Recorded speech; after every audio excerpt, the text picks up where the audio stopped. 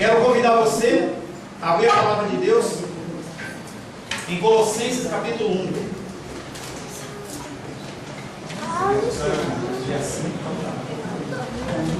Colossenses capítulo 1. Nós estamos meditando no livro de Colossenses. Do verso 1 ao 12 nós investimos 5 domingos. E hoje nós estamos iniciando um novo ciclo a partir do verso 13. Nós vamos ler do verso 13 até o verso 29. Pastor, por que ler o texto inteiro e não só o versículo? Eu quero que você entenda o que estava acontecendo naquela região de Colossos, e para isso nós precisamos ler o texto inteiro. Colossenses capítulo 1, versos do verso 13 até o verso 29. Assim diz a palavra de Deus: Ele nos libertou do império das trevas e nos transportou para o reino do Filho do seu amor, no qual temos a redenção, a remissão dos pecados. Este é a imagem do Deus invisível, o primogênito de toda a criação, pois nele foram criadas todas as coisas, nos céus e sobre a terra, as visíveis e as invisíveis, sejam tronos, sejam soberanias, quer principados, quer potestades. Tudo foi criado por meio dele e para ele. Ele é antes de todas as coisas. Nele tudo subsiste. Ele é a cabeça do corpo da igreja. Ele é o princípio, o primogênito dentre os mortos, para que em todas as coisas ter a primazia. Porque aprouve a Deus que nele residisse toda a plenitude, e que havendo feito a paz pelo sangue da sua cruz, por meio dele reconciliasse consigo mesmo todas as coisas, quer sobre a terra, quer nos céus. E a vós outros também, que outrora eres estranhos e inimigos no entendimento pelas vossas obras malignas, agora, porém, vos reconciliou no corpo da sua carne, mediante a sua morte, para apresentar-vos perante a ele santos, inculpáveis e irrepreensíveis, se é que permaneceis na fé, alicerçados e firmes, não vos deixando afastar da esperança do Evangelho que ouvistes, e que foi pregado a toda criatura debaixo do céu, e do qual eu, Paulo, me tornei ministro. Agora me regozijo nos meus sofrimentos por vós, e preencho o que resta das aflições de Cristo na minha carne, a favor do seu corpo, que é a igreja, da qual me tornei ministro, de acordo com a dispensação da parte de Deus, que me foi confiada a vosso favor, para dar pleno cumprimento à palavra de Deus, o mistério que estiver oculto nos séculos e das gerações, agora, todavia, se manifestou aos seus santos, aos quais Deus quis dar a conhecer qual seja a riqueza da glória neste mistério entre os gentios. Anunciamos, advertindo a todo homem e ensinando a todo homem em toda sabedoria, a fim de que apresentemos todo homem perfeito em Cristo. Para isso é que eu também me afadigo, esforçando-me o mais possível, segundo a sua eficácia, que opera eficientemente em mim. Palavra do Senhor, amém? Amém. Senhor, a tua palavra foi lida, Pai. Nós, Pai, não somos dignos de ler a tua palavra. Eu não sou digno de estar na frente desse grupo, Pai. Nós, Pai querido, carecemos da tua palavra, carecemos dos teus ensinamentos, carecemos da direção do teu Santo Espírito. Amém. Nós não estamos aqui para ouvir discurso de homem, mas estamos aqui para ouvir a tua voz, Pai. Humildemente, Pai, eu me coloco na tua presença como um vaso fraco, Pai querido, humilde, para que o Senhor, Pai querido, se assim te aprouver, utilizar como instrumento da tua vontade. Eu de nada tenho a oferecer para os meus irmãos, mas sei que o Senhor tem um recado santo para as suas vidas, Pai. Por isso, consagre esse tempo ao Senhor, em nome de Jesus. Amém. Amém.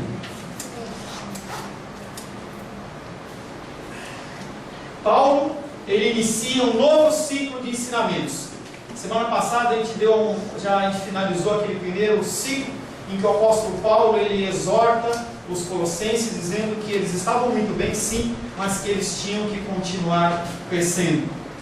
E agora ele começa a expor o Evangelho, ele começa a expor para os colossenses a excelência de Cristo. Você pode ter reparado que muitas passagens, em muitos versículos, é falado a figura de Cristo, porque não há nada mais importante do que Cristo.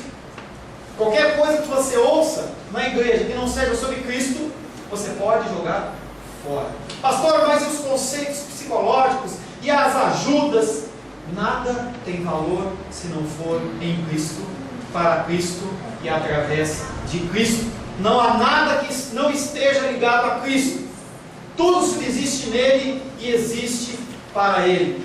Inclusive principados e potestades, foi o que a palavra de Deus disse. Até Satanás e seus demônios, principados e potestades, subsistem em Cristo. Só existem pela permissão dele. E só existem para cumprir o propósito do Senhor.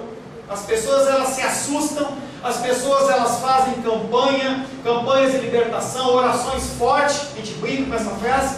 Como se o inimigo ele tivesse poder sobre a minha vida e a sua vida, se nós somos escolhidos de Deus. Se o Senhor tem um propósito na minha vida e na sua vida, não é o diabo que vai atrapalhar. Ele é nada mais, nada menos do que um instrumento de Deus. E é uma coisa complicada da gente ouvir isso, mas é o que a palavra de Deus diz. Ele não faz nada que Deus assim não permitiu. Ele não faz nada que Deus assim não permitiu. Nós vamos meditar nessa noite em Colossenses capítulo 1, verso 13 e 14. O título da nossa palavra hoje é: Ele nos arrancou do poder das trevas. E aí na tua versão, se for uma versão normal, como a minha, ele está escrito assim: Ele nos libertou. Mas em outras versões aparece: Ele nos arrancou. E eu prefiro essa versão do arrancou, porque essa libertação ela não ocorreu de uma maneira simples. Não foi um filme daqueles de Hollywood, em que eles juntaram algumas pessoas de operações especiais e resolveram, quebraram alguma coisa. Não, foi através do sangue do Criador, aquele por qual todas as coisas foram criadas. Então ele nos arrancou. Verso 13 e verso 14, Gabriel, por favor. Ele nos libertou, ele nos salvou, ele nos arrancou do poder das trevas e nos transportou para o reino do Filho do seu amor.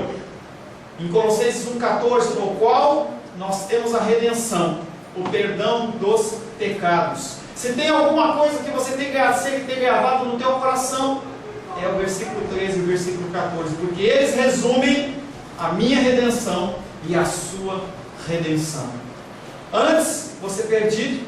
Hoje, se você tem Cristo no coração, você é salvo, você é redimido, você foi arrancado através da força de Cristo do poder das trevas. O coração de Paulo ele estava nos seus escritos. Quando o apóstolo Paulo escreve, ele não escreve de maneira leviana, ele não escreve de qualquer jeito. E às vezes eu fico olhando alguns líderes espirituais, e eu acompanhei alguns, que quando a pessoa vai preparar uma palavra, ela não despende um tempo de oração, não despende um tempo na presença do Senhor, e a pessoa abre a Bíblia e fala assim: eu vou falar sobre isso.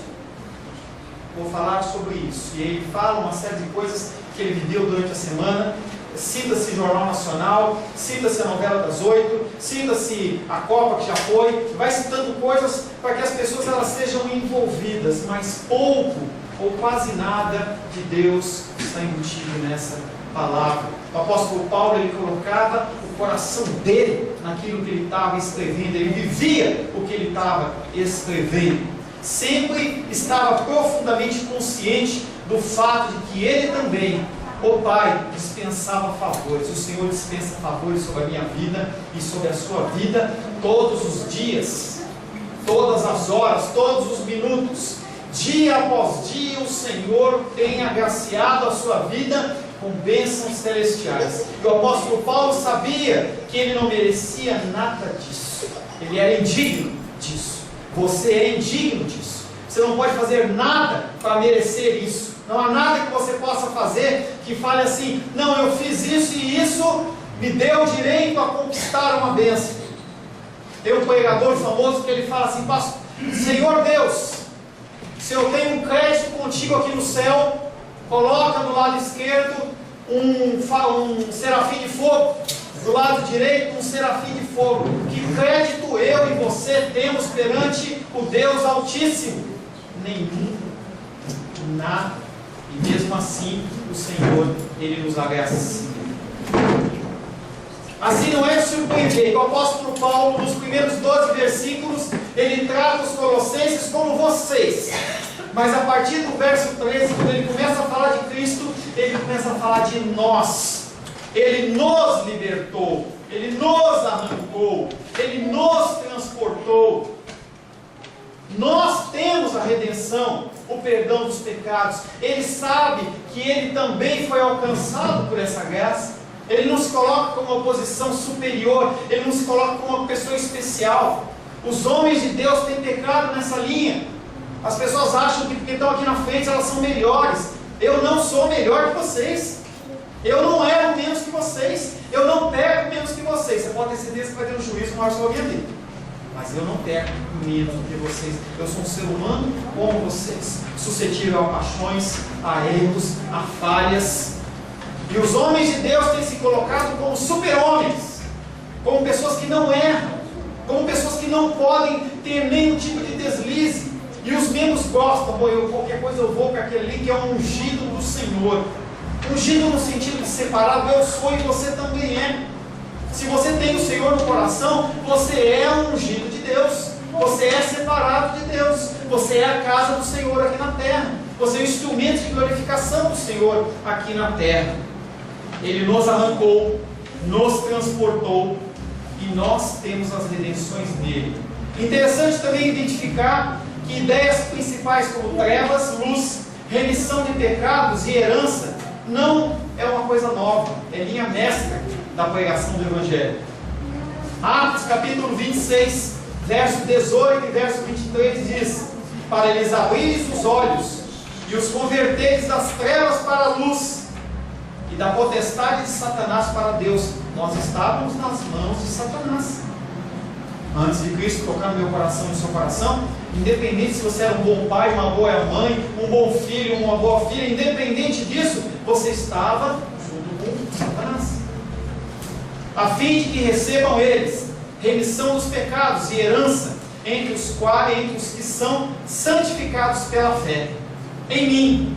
Nós somos santificados em Cristo, isto é, que o Cristo devia padecer, e sendo o primeiro da ressurreição dos mortos, anunciaria a luz ao povo e aos gentios. A partir de Cristo, a partir do sacrifício do Senhor, a partir da graça do Senhor, a partir da eleição do Senhor, você é salvo. Você não pode fazer nada para conseguir isso. O teu dízimo não compra isso. As tuas orações no monte não compram isso. Os teus sacrifícios não compram isso. Nada do que você possa fazer compra isso. Porque o preço, ele é muito caro. Muito caro. Essa passagem registra a própria experiência de Paulo, e prediz a experiência dos gentios a quem ele estava sendo enviado. Entenda que isso é o início. Em Atos é o início. O apóstolo Paulo tinha acabado de ser chamado, e aí ele não sabia para onde ele ia ficar. E aí o Senhor fala assim: não, você não vai ficar aqui, já tem muita gente pregando para os gentios, para os judeus, tem gentios precisando ouvir a palavra. Vai falar. Mas Senhor, eu fico imaginando o diálogo de Deus, de Paulo com Deus. Mas como é que eu vou? Eu estava perseguindo esses homens, agora eu vou lá pregar para eles? Será que eles vão me aceitar? Paulo vai. Próximo. As mesmas palavras que o Salvador usou quando se dirigiu a Paulo, mesmo quando ainda era Saulo, o grande e temível perseguidor. Atos 26, versos 15 a 18. Então eu perguntei: quem és tu, Senhor? Ao que o Senhor respondeu: eu sou Jesus, a quem tu persegues.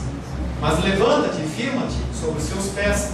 Por isso eu te apareci, para te constituir ministro e testemunho, tanto das coisas em que me viste, como daquelas pelas quais te aparecerei ainda. É o já e ainda não. Você é salvo, mas ainda não está lá. Nós falávamos hoje pela manhã sobre isso. Você já é uma nova criatura em Cristo Jesus. Todas as coisas velhas se passaram, mas ainda não foram. Elas vão mudando, elas vão sendo transformadas. Nós caminhamos uma carreira. A pessoa acha que ela passa por uma porta, aceitou Jesus, e aí está tudo certo. Não, ela senta na graminha. Não é tempo de sentar na graminha, é tempo de você continuar caminhando, crescer, crescer, crescer, limpar-se, permitir que o Espírito Santo te limpe, te purifique, te convença do pecado. Essa é a nossa missão, continuar caminhando, livrando-te do povo e dos gentios, para os quais eu te envio, para lhe abrires os olhos e os converterdes das trevas para a luz, e da potestade de Satanás para Deus, a fim de que recebam eles remissão de pecados e herança entre os que são santificados pela fé em mim. Não é pela fé em outras coisas, não é fé na igreja. Eu não sei o que o Senhor tem para a gente. Não sei se a gente vai crescer, se não vai crescer. Conversava outro dia com a Carol, ela falou assim: pastor, está tão legal a gente aqui, entendeu? A gente é família e a gente pode conversar junto, pode se encontrar, e às vezes uma igreja grande. Eu não sei, sinceramente eu não sei, não estou preocupado. Eu estou preocupado em fazer a vontade do Senhor. Uma coisa que eu não tenho para te oferecer é social. Eu não tenho isso para oferecer para você. Eu não tenho para oferecer para você grandes festas. Eu não sou uma pessoa festeira no sentido de igreja. Estava conversando com a Ione um dia, eu tenho um temor enorme de mexer com o dinheiro do Senhor.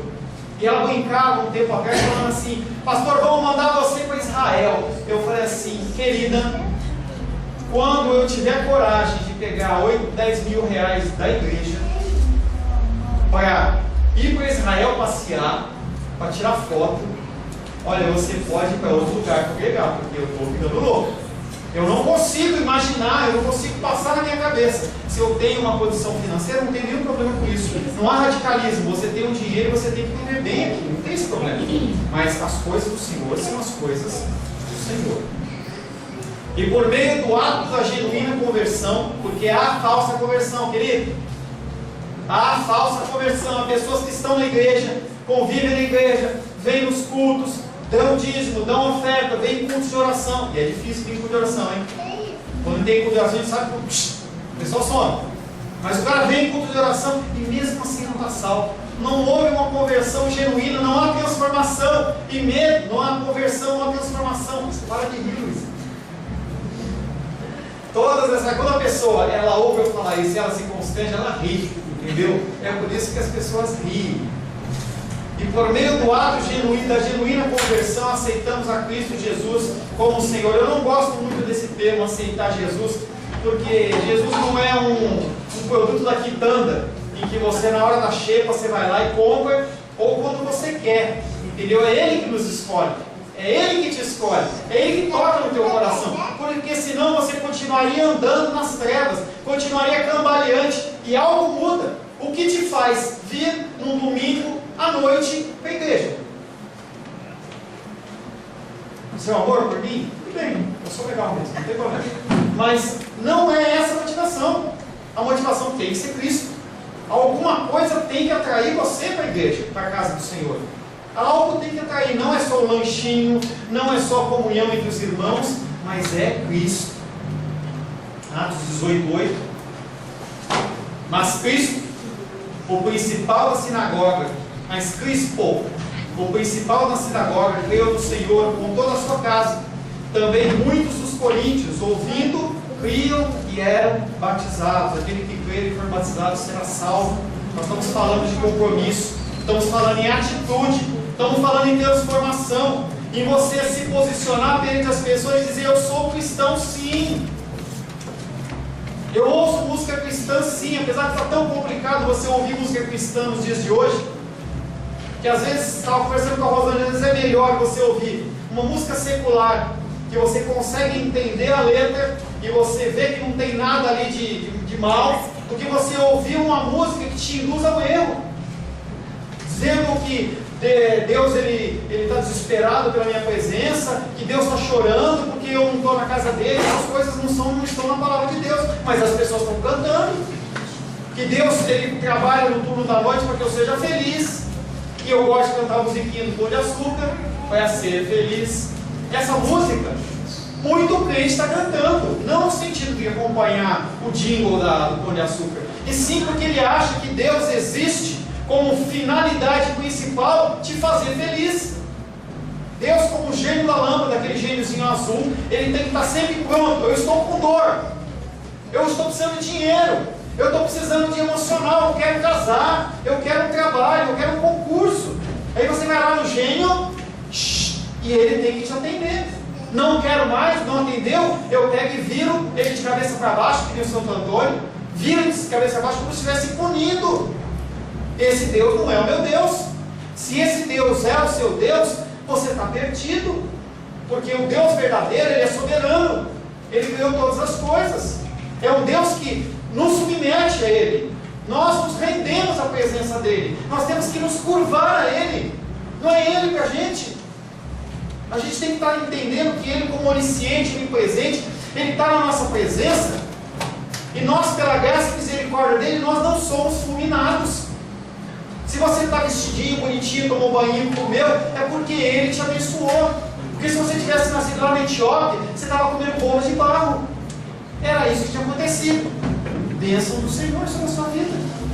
Você tem agradecido ao Senhor? Ou só pede? Quanto você tem despendido do teu tempo para agradecer ao Senhor do que você tem recebido? Quantas bênçãos que você tem recebido? Você comeu hoje? Você tomou banho hoje? Quantas roupas tinham no seu armário antes de você se trocar? Gente, tem gente que não tem que vestir. Tem gente que anda com aquelas garrafas de PET, de plástico, de sapato, ou então pedaços de caminhão, os mais afortunados. E você pode escolher sapatos, você pode escolher roupas. Aonde está a gratidão? Todas essas ações estão sob a cobertura da pequena frase: Ele nos arrancou.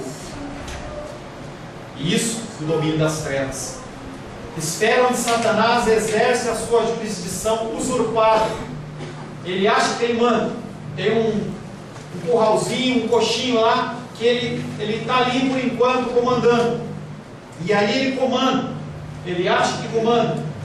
Principados, potestades, hostes dominadoras, forças do mal.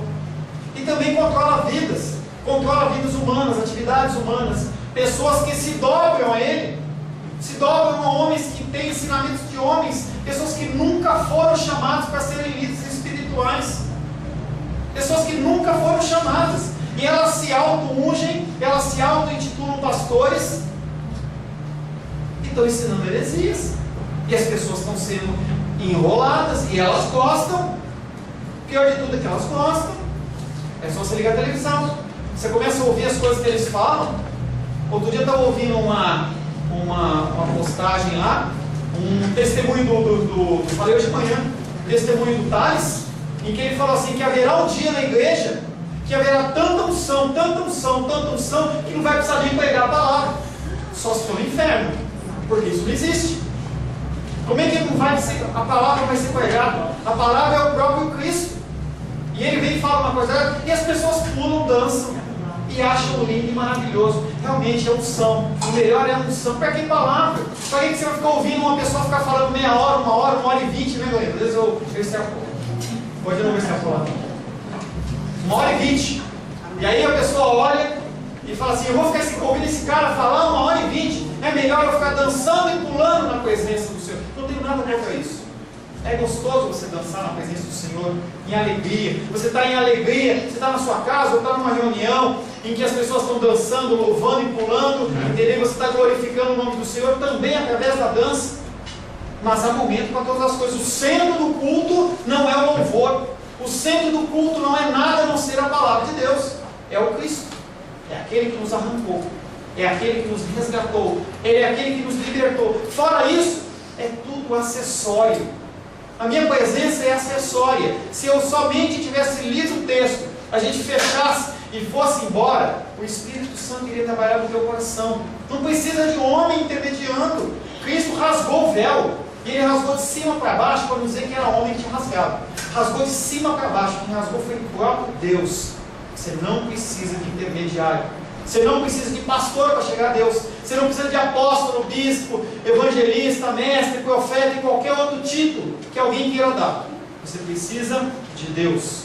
Você precisa de Deus. E eu ouvi uma frase do meu pastor falecido lá de São Paulo, ele falava assim: gente, não venham por minha causa, venham por causa de Deus. Eu não prego uma doutrina, eu não prego uma placa de igreja, mas eu prego Cristo e Cristo ressuscitado, Cristo crucificado.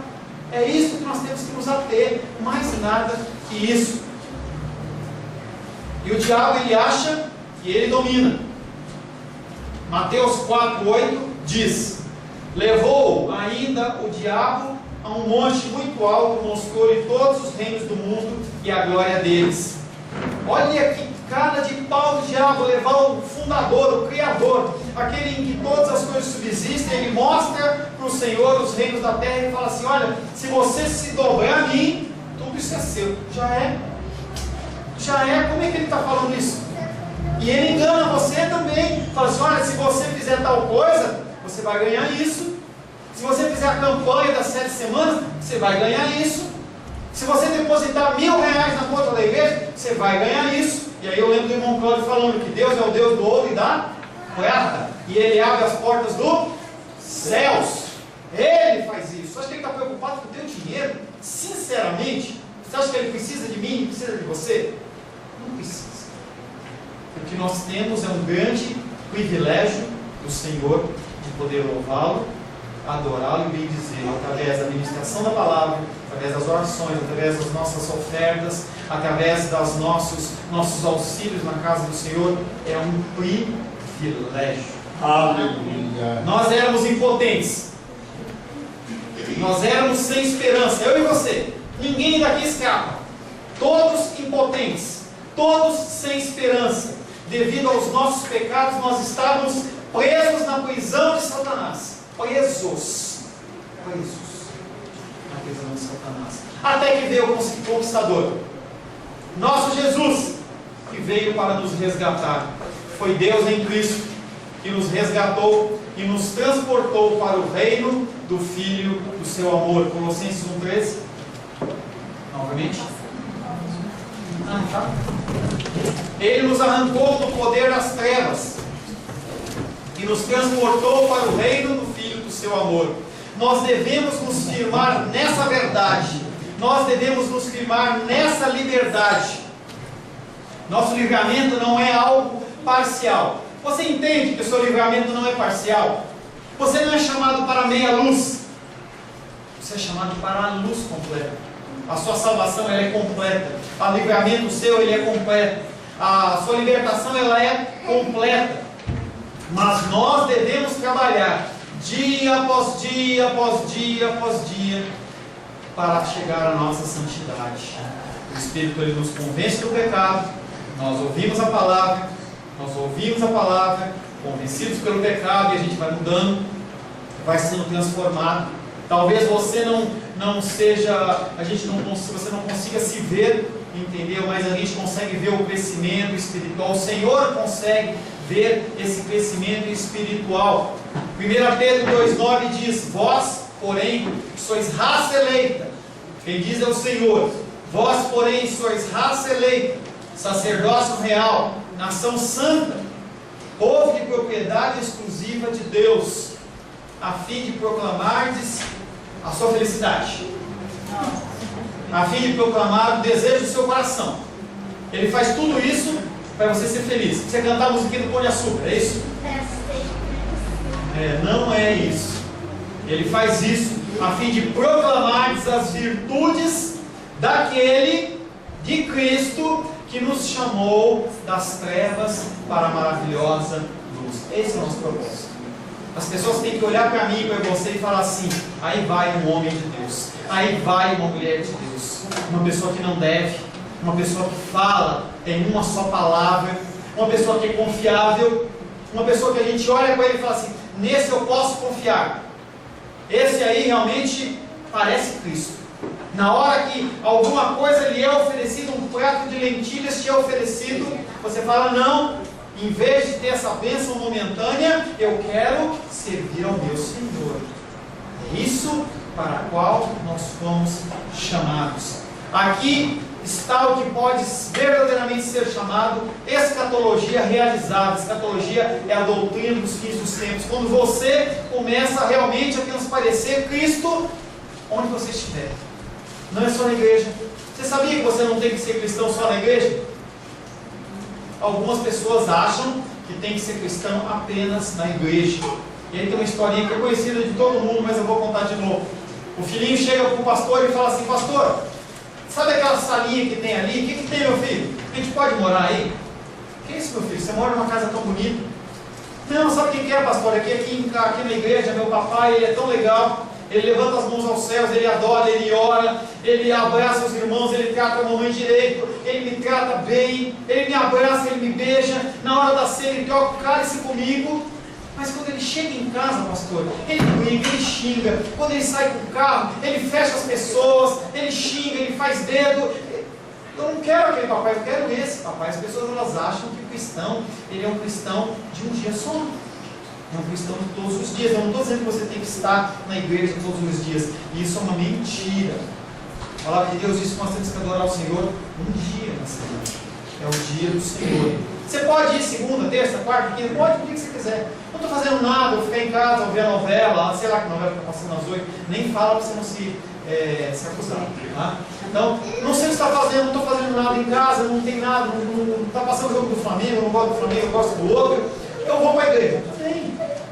Mas você tem que separar um dia para louvor e adoração ao Senhor. O resto é o resto. Faça isso com excelência. Nós já recebemos o Espírito Santo. Você já recebeu o Espírito Santo? Você já recebeu o Espírito Santo? Salmo 138, 8 diz: o que a mim me concerne, o Senhor levará a bom termo. A tua misericórdia, ó Senhor, dura para sempre. Não desampares as obras das tuas mãos. Se você recebeu o Espírito Santo e ele está dentro do seu coração, você tem que andar em novidade de vida. Você tem que andar sempre em transformação. Eu já recebi o Espírito Santo de Deus. Espero que você também tenha recebido o Espírito Santo de Deus. A presença do Senhor é a nossa herança, é o nosso penhor, é o sinal, é aquele testamento que Deus fala: olha, você foi escolhido sim. A manifestação de Deus na minha vida e na sua vida é esse penhor. O irmão hoje, à tarde, de manhã, o irmão Sinomar, ele deu um exemplo bem legal.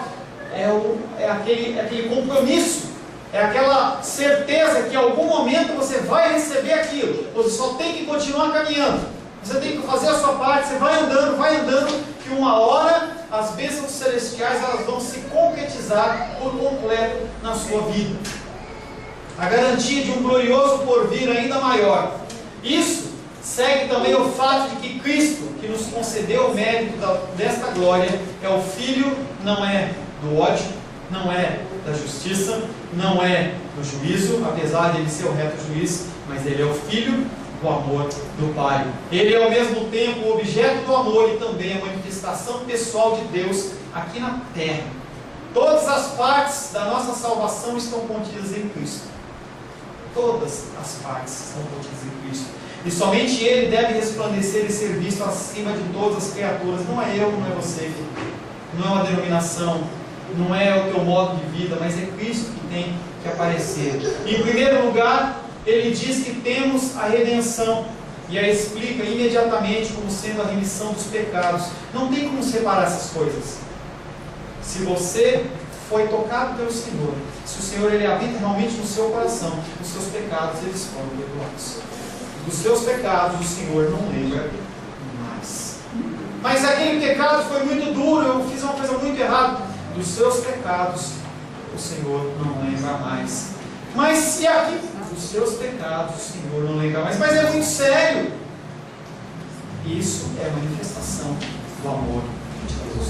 Não é um amor que eu e você conseguimos transmitir, não é um amor que eu e você conseguimos transparecer, mas a gente pode tentar, a gente pode caminhar em direção dele. Portanto, temos em mente que este é o único preço da reconciliação. Qualquer outro caminho para a redenção que for ensinado não passa de uma blasfêmia. Se alguém oferecer para você um caminho diferente para encontrar Deus, pastor, Me ofereceram ir lá no monte do Pessu, Penor, sei lá, fazer uma vigília. Lá eu vou ser salvo. Não. Não é o caminho. Acender vela. Não é o caminho. Vou fazer jejum.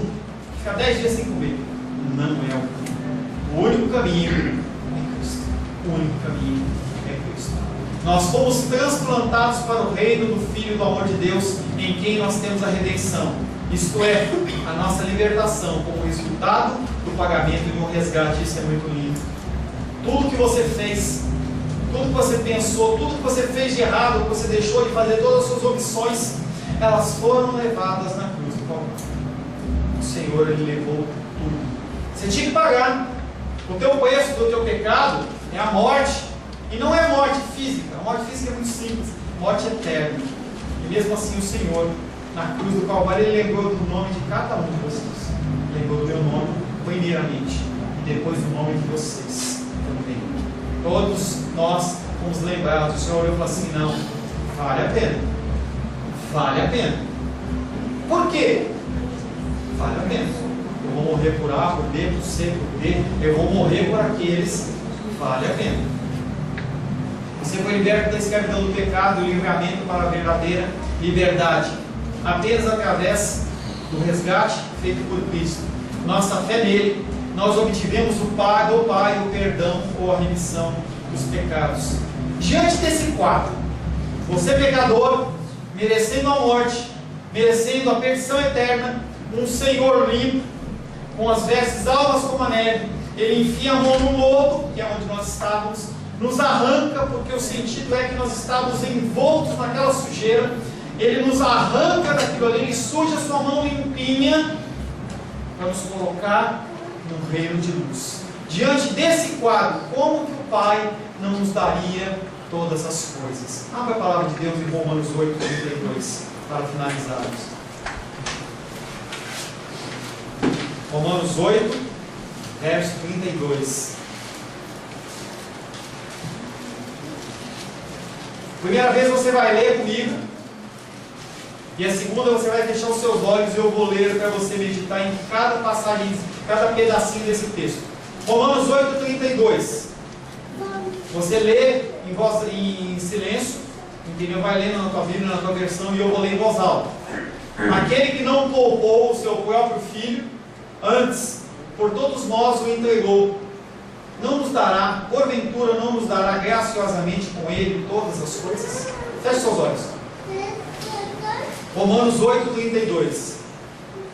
Aquele Deus que não poupou o seu próprio filho, Ele entregou o seu filho amado, unigênito.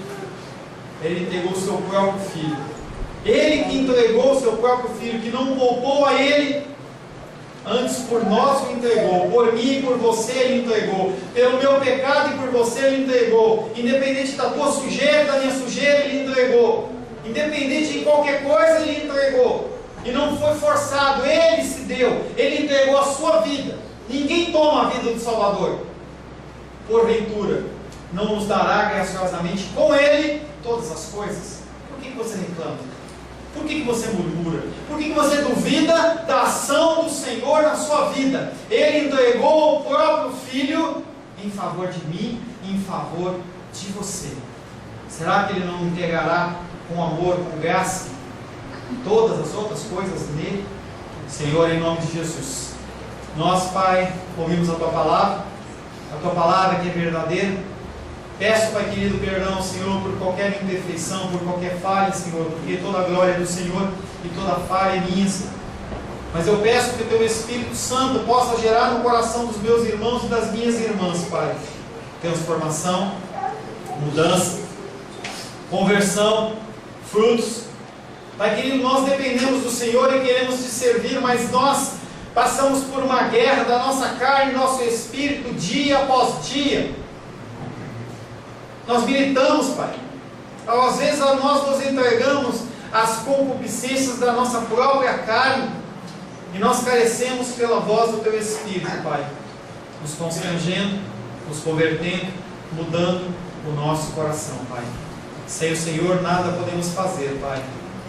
Em nome de Jesus, Pai, entregamos a nossa vida nas Tuas mãos, pedindo a Ti, Pai, que mais e mais o Senhor possa nos limpar, nos purificar, para que naquele dia nós possamos ser encontrados, Pai querido, ao Teu lado, como servos e servas, bons e boas, fiéis, Pai, ao Senhor. Em nome de Jesus, amém.